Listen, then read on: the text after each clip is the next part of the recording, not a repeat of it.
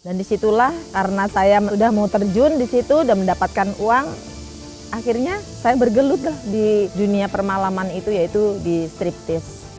Jadi kan saya jual barang bekas, jual barang-barang antik.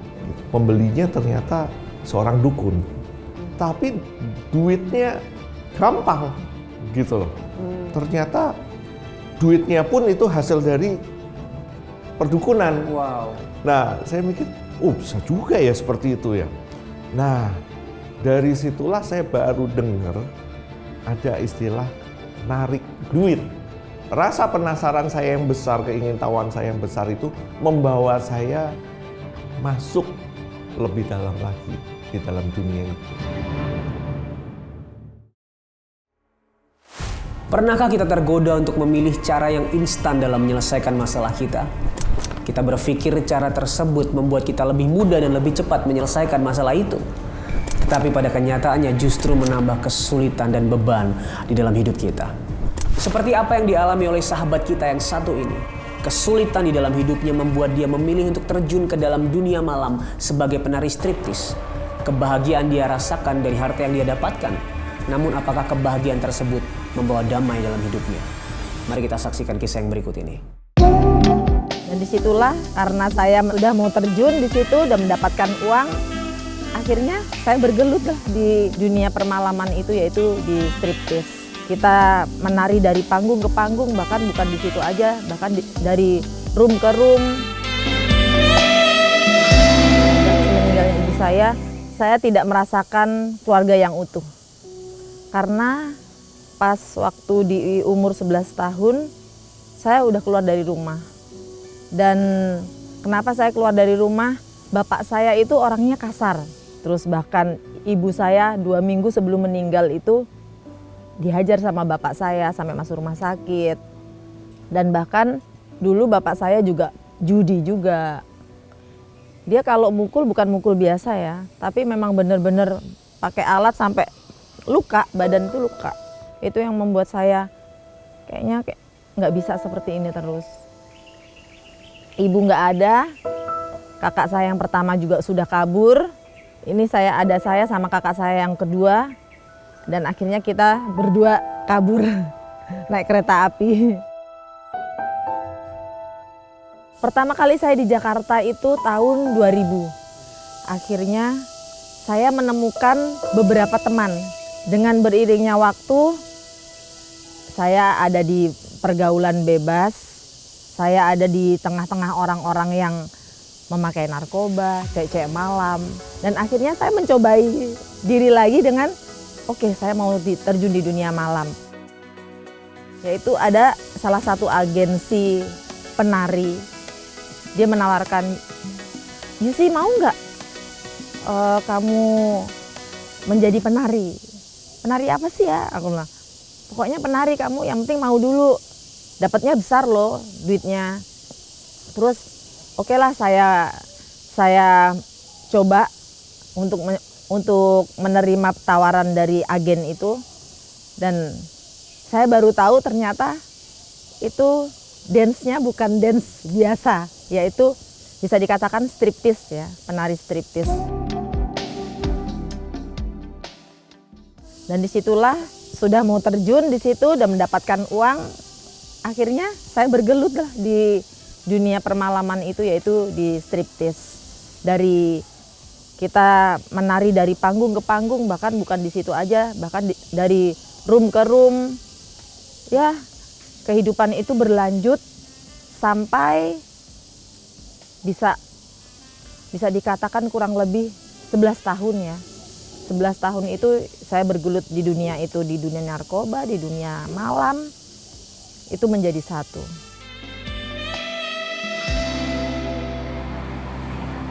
Waktu itu saya sedang, ya bisa dikatakan tidur lah ya. Saya sempat mendapat penglihatan tentang Tuhan Yesus. Saya di kegelapan mata saya melihat kayak ada cahaya. Dan cahaya itu mengeluarkan 2 tangan dan dia mengatakan, akulah Alfa dan Omega, akulah yang awal dan yang akhir. Tapi saya nggak tahu itu apa itu. Seketika itu saya bangun sampai saya ngeliat, apa ya itu tadi ya? Kok cahaya, dia bilang akulah Alfa dan Omega. Dan entah kenapa di hati saya bilang, coba deh kamu ke gereja. Dan akhirnya saya ke gereja. Setelah saya ke gereja, saya duduk di belakang. Pendeta buka ayat tentang Wahyu. Dan di Wahyu itu berbicara tentang Alfa Omega juga. Saya langsung, loh ini yang saya dapatkan waktu di mimpi saya tentang Alfa dan Omega ini.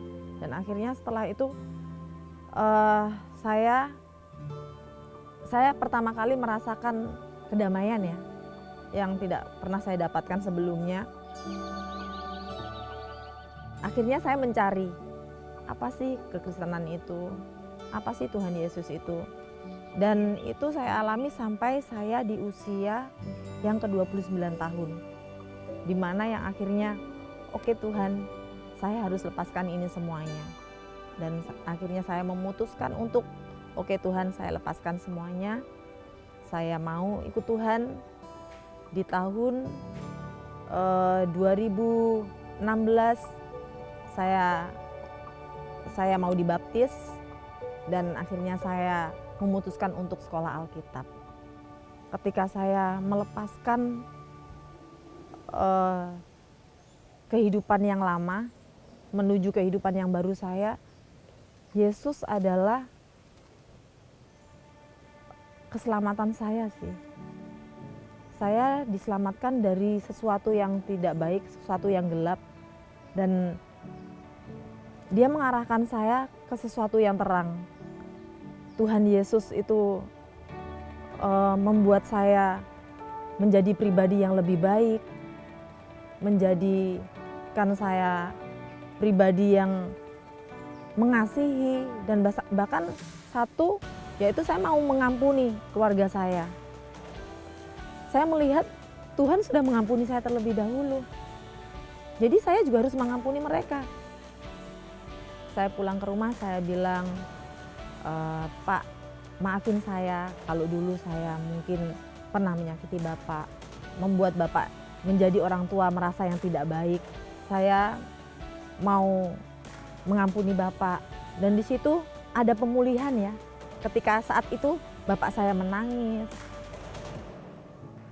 Saya pun juga ikut merasakan bagaimana Tuhan bekerja untuk keluarga saya, terutama untuk Bapak saya. Sebelum Bapak saya dipanggil sama Tuhan, pemulihan keluarga sudah terjadi. Dan ketika Bapak saya sudah Tuhan panggil, saya juga sempat mendoakan Bapak saya dalam iman saya. Saya bilang dalam nama Tuhan Yesus di depan mayat Bapak saya. Bahkan sebelum Bapak saya mengembuskan nafas terakhir, dia mau didoakan. Tapi saya merasakan kedamaian saat itu juga.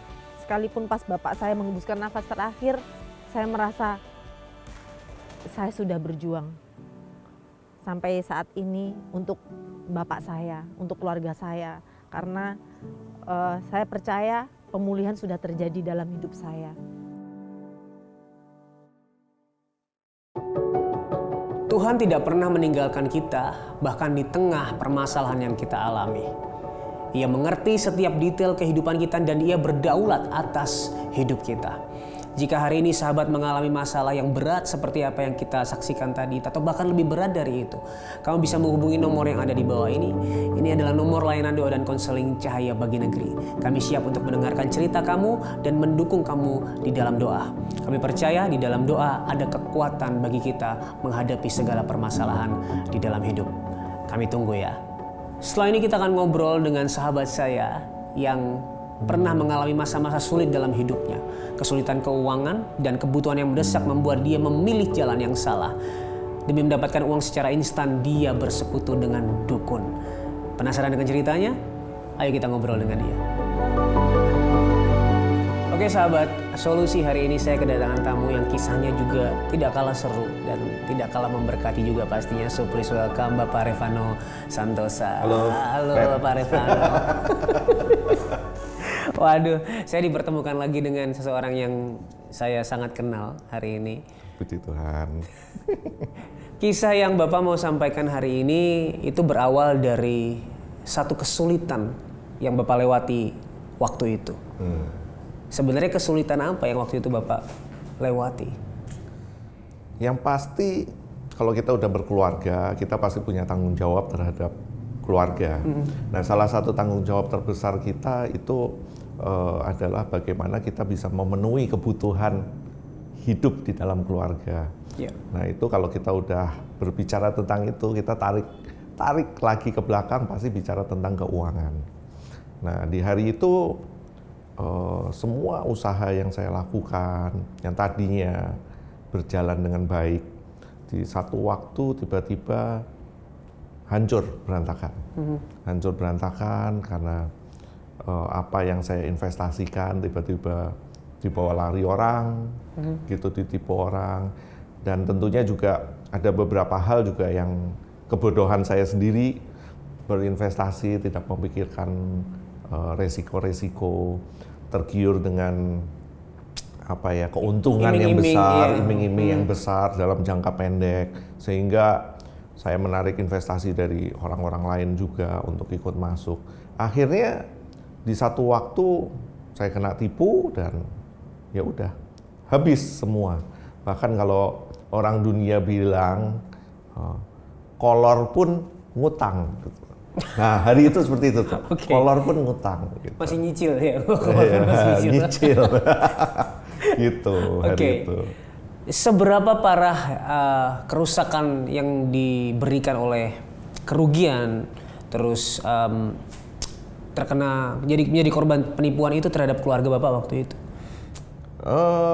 Untuk ukuran saya pada saat itu cukup lumayan besar pastinya, karena aset saya sendiri itu habis dan sampai tidak ada aset dan meninggalkan hutang. Jadi kebayang ya, tadi yang saya bilang kolor pun ngutang. Itu kenapa? Karena ya hutang dan aset lebih besar hutang. Jauh. Dan yang lebih parahnya lagi, saya juga dikejar-kejar sama debt collector, sehingga tiap hari itu harus menghadapi banyak hal yang menakutkan pada saat itu.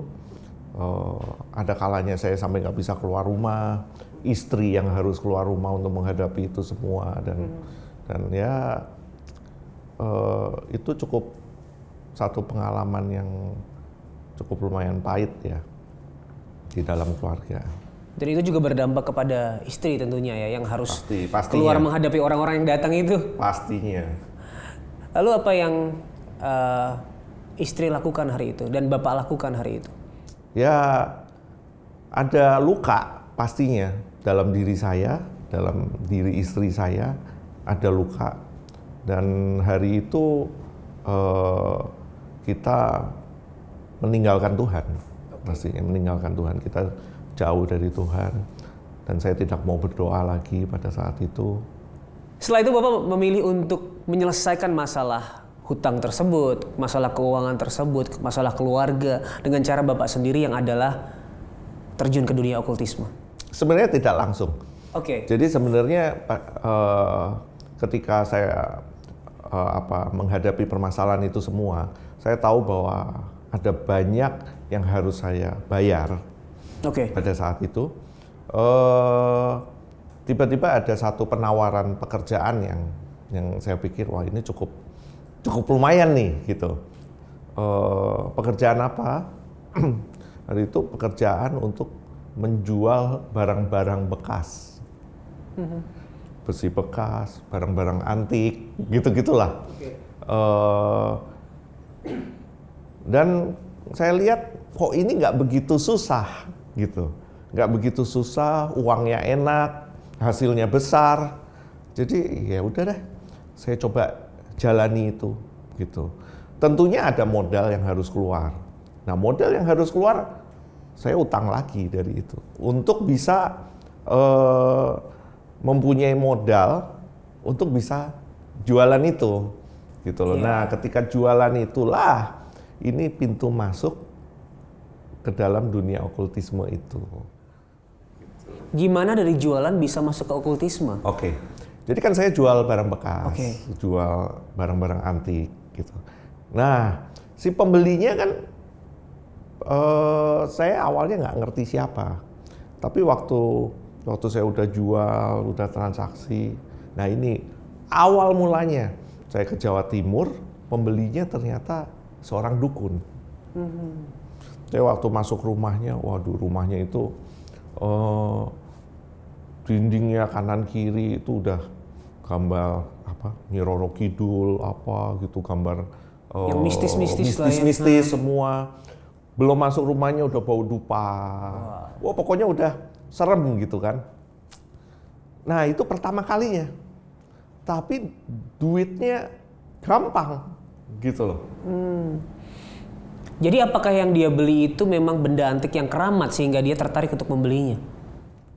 Ceritanya seperti itu. Ceritanya seperti itu. Saya jujur nggak ngerti karena saya bukan bidangnya di situ. Barang antiknya ini benar-benar antik keramat atau enggak. Yang pasti apa barang yang saya jual, saya tawarkan, beliau mau. Nah, gitu aja kan. Nah, ternyata yaitu ini titik masuk awalnya. Nah, saya sendiri sebenarnya begini. Saya ini punya sifat yang pengen tahunya besar. Iya, Gitu. penasarannya Ingin besar. tahuannya Iya. penasaran gitu. Nah, waktu saya masuk, awal mula masuk ke situ, duitnya kok enak ya, cepet gitu, gampang. Terus saya tahu, oh ternyata yang bayar dukun gitu. Ternyata duitnya pun itu hasil dari perdukunan. Wow. Nah, saya mikir, bisa juga ya seperti itu ya. Nah, dari situlah saya baru dengar ada istilah narik duit, Oke. narik uang gitu. Kayak di ATM ya? Jadi narik uang nggak cuma di ATM, ada di situ juga ada gitu. Narik uang di situ, saya baru tahu. Dan saya melihat dengan mata saya sendiri. Kejadian itu ada. Nah, rasa penasaran saya yang besar, keingintahuan saya yang besar itu membawa saya masuk lebih dalam lagi di dalam dunia itu. Oke. Lama-kelamaan jual barang antiknya udah nggak di sana lagi, tapi lama-kelamaan saya malah menekuni melihat ini gimana sih ini cara kerjanya. Oh, ternyata dapat duitnya caranya seperti ini. Ada modal loh yang harus keluar. Modal yang harus keluar apa? Misalnya beli minyak. Minyak apa? Ada minyak khusus yang harus dibeli. Gitu. Sebagai syarat dari ritualnya. Sebagai syarat untuk ritual. Dan minyak itu harganya nggak murah. Cukup lumayan. Bisa dari jutaan sampai puluhan juta, bahkan ada yang ratusan juta. Tapi menjanjikan akan mendapatkan yang lebih Semakin lagi. mahal, semakin dapatnya semakin banyak. Sama kayak yang tadi ya, invest ya. Invest. Jadi sebenarnya apa ya, sama gitu ininya. Oke. Lalu akhirnya berhenti jual barang antik ke dukun tersebut, malah berguru ke dukun tersebut. Nggak di satu dukun itu. Justru banyak dukunnya. Tadi makanya aku bilang ini pintu masuk. Pintu masuk setelah dari sini. Jadi saya ada di satu kota di Jawa Timur. Ternyata di kota itu tuh dukunnya banyak. Oke. Jadi dukun ini nanti ke dukun A, B, C, D, mulai dari dukun yang bisa narik uang, sampai saya ketemu juga dukun spesialis santet, dukun, pokoknya semua. Karena keingintahuan itu tadi, keingintahuan dunia seperti ini ada nggak sih gitu loh. Orang yang dibilang narik duit itu tuh bener nggak sih gitu loh. Orang bisa nyantet tuh bener nggak sih bisa nyantet. Nah seperti itu. Dari pintu masuknya yang tadi, akhirnya masuk lebih dalam lagi. Dan akhirnya lebih memilih fokus di bagian yang mana Pak? Kan tadi ada yang spesialis tarik duit, spesialis Yang santet. pasti spesialis bisa mendatangkan uang lebih. Tapi gini, sampai akhir duitnya nggak pernah dapat. Oke. Jadi yang ada saya keluar duit, saya melihat duit, tapi duitnya tidak pernah bisa dinikmati. Ya. Gitu. Jadinya ya tetap permasalahan tetap ada, semakin terjerumus dan semakin terjerumus.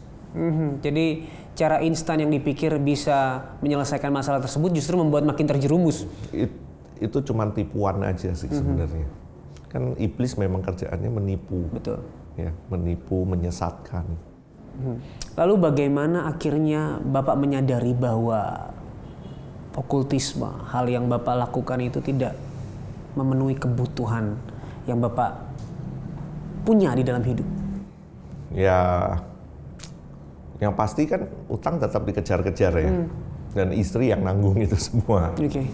Dan hubungan juga dengan istri jadi tidak baik, kurang baik. Nah di situ, nah saya percaya gini, ketika kita memang sudah dipilih sama Tuhan, ini semua adalah bagian perjalanan hidup kita, journey dari iman kita sebenarnya kan, gitu loh. Nah, mau seperti apapun kita jalan, mau jatuhnya seperti apapun kita, seperti di Mazmur bilang, sekalipun aku jatuh, tidak sampai tergeletak. Karena Tuhan beserta dengan kita. Jadi satu waktu tiba-tiba pikiranku yang sebelumnya seperti terhipnotis itu terbuka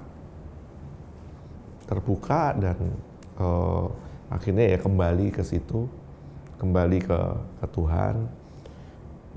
Ya puji Tuhannya justru dengan cara-cara yang tidak pernah aku pikirkan sebelumnya, hutang-hutang itu semua terlunasi. Pelan-pelan terlunasi. Pelan-pelan terlunasi.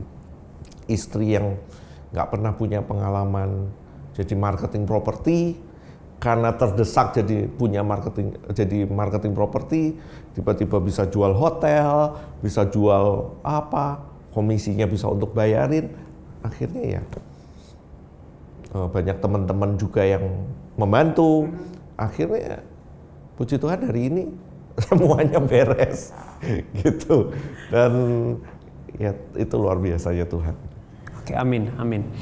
Lalu bagaimana waktu itu akhirnya Bapak bisa keluar dari dunia okultisme? Apa yang pertama kali menyadarkan hati Bapak? Kalau secara spesifik nih, terus tiba-tiba sadar gitu, saya sih nggak melalui hal itu, karena mungkin ya dari kecil tadi saya cerita saya udah Kristen gitu ya. Tapi yang pasti melihat keadaan juga bahwa kok ini kok jadi semakin nggak benar, semakin terjerumus, dan kayak ada kekosongan, yang nggak bisa match gitu loh. Akhirnya saya tahu bahwa oke, aku harus kembali ke Tuhan. Dah itu aja titiknya sebenarnya itu. Ketika ada satu titik, saya ketemu dengan satu dukun. Ini dukun adalah dukun santet paling terkenal di tempat itu. Ceritanya dia udah sekitar 50 tahun lebih nggak pernah pakai alas kaki, jadi sakti bener-bener. Dia tunjukin bukunya siapa aja yang pernah disantet gitu. Nah, kita lagi discuss dengan dukun ini. Mungkin di tempat itu ada 10 sampai 12 orang, kita ngobrol. Terus ada yang tanya, Mbah, kira-kira di tempat ini bisa disantet semua apa enggak? Si mbahnya ngomong gitu, saya bisa santet semua yang ada di tempat ini, kecuali satu orang. Oh, siapa Mbah? Dia nunjuk saya. Cuman adik ini aja, maksudnya saya, yang nggak bisa disantet. Kenapa? Karena saya melihat, nah ini bahasanya dia, saya melihat ada aura putih yang menyelimuti, dan itu kalau saya santet dia, itu bisa kembali lagi ke saya. Alright. Dia bilang gitu. Nah disitulah saya jadi ngeh dan sadar bahwa oh itu penyertaan Tuhan itu sebenarnya ya kuasa yang ada di dalam saya itu lebih besar daripada roh-roh yang ada di dunia ini. Nah itu, hari itu saya mulai sadar titiknya di situ. Ya, dan itu juga semakin menunjukkan bahwa orang pilihan Tuhan, apapun yang dia lewati semua sudah dalam kedaulatan Tuhan dan Tuhan memegang tangannya. Tidak pernah lepas dari perlindungan, dari kasihnya. Seperti apa yang Roma katakan, kan apapun tidak bisa memisahkan kita dari kasih Kristus. Yes, dan saya percaya bahwa ya memang benar setiap orang punya kehendak bebas. Seperti apa yang tadi saya lakukan, ini adalah bagian dari kehendak bebas yang saya lakukan, gitu. Tapi saya sangat percaya ketika kita udah dipilih, bahkan firman-Nya kan berkata bahwa kita udah dipilih dari bahkan sebelum kita diciptakan, gitu kan? Saya percaya bahwa kehendak bebas yang kita lakukan ketika kita dipilih, sudah terpilih, kehendak bebas kita ada di dalam kedaulatannya Tuhan. Ya. Amin. Saya percaya itu sih. Amin. Indahnya kita bersama Tuhan. Ketika kita percaya, ketika kita bisa percaya, sebenarnya berkat terbesar itu bukan duit. Kan tadi saya berpikiran bahwa wah saya bangkrut, saya pengen dapat duit dengan cepat, gitu kan. Ternyata berkat terbesar itu bukan duit. Berkat terbesar adalah ketika kita bisa percaya. Ya. Apa yang Kristus sudah lakukan buat hidup kita, itu adalah berkat terbesar. Kalau hari ini kamu sedang merasa dalam titik terendah di dalam hidupmu, jangan mencari solusi di luar Tuhan. Jangan mencari jawaban di hal-hal yang bisa menyakitkan hati Tuhan. Seperti kebiasaan yang buruk, keputusan yang salah, atau bahkan pengaruh negatif dari dunia. Percayalah bahwa Tuhan satu-satunya kekuatan dan pengharapan bagi kita. Seperti apa yang Yesaya 41 ayat 10 katakan, janganlah takut sebab aku menyertai engkau, janganlah bimbang sebab aku ini Allahmu. Aku akan meneguhkan, bahkan akan menolong engkau. Aku akan memegang engkau dengan tangan kananku yang membawa kemenangan. Janji Tuhan sangat jelas tertulis bahwa dalam apapun yang kita alami, Ia menolong kita, Ia meneguhkan kita. Jangan takut, jangan bimbang, karena apapun permasalahan yang kita alami, tangan kanannya yang memegang dan menuntun hidup setiap kita. Mari kita berdoa. Bapa di surga, mungkin hari ini kami mengalami masalah yang berat. Kami menghadapi titik terendah dalam hidup kami. Dan mungkin kami berusaha dengan cara kami sendiri, cara-cara yang menyakitkan hatimu. Kami mohon ampun dengan pemikiran kami dan cara kami itu. Kami serahkan hidup kami ke dalam tangan-Mu, karena kami tahu Engkaulah pengharapan dan satu-satunya penolong yang setia dalam hidup kami. Engkau memegang kami dengan tangan kanan-Mu yang kuat dan membawa kemenangan bagi setiap kami. Terima kasih Tuhan, hanya di dalam nama Yesus Kristus kami sudah berdoa dan mengucap syukur. Amin. Jika hari ini kamu merasa kamu sudah memilih jalan yang salah, kamu memakai caramu sendiri dan kamu tahu itu menyakitkan hati Tuhan, kamu rindu berbalik kepada Tuhan, kamu bisa menghubungi nomor yang ada di bawah ini. Ini adalah nomor layanan doa dan konseling Cahaya Bagi Negeri. Kami siap 24 jam untuk mendengarkan cerita kamu dan mendukung kamu di dalam doa. Jangan ragu untuk menghubungi kami selalu menunggu. Buat kamu yang diberkati dengan acara ini dan kamu rindu acara ini lebih banyak lagi memberkati banyak orang, kamu bisa mendukung dengan cara scan QR Code yang ada di layar kamu. Terima kasih sudah menyaksikan acara ini. Sampai ketemu di episode selanjutnya. Ingat, Tuhan Yesus sangat mengasihi kamu dan apapun permasalahanmu di dalam Tuhan, pasti ada solusi.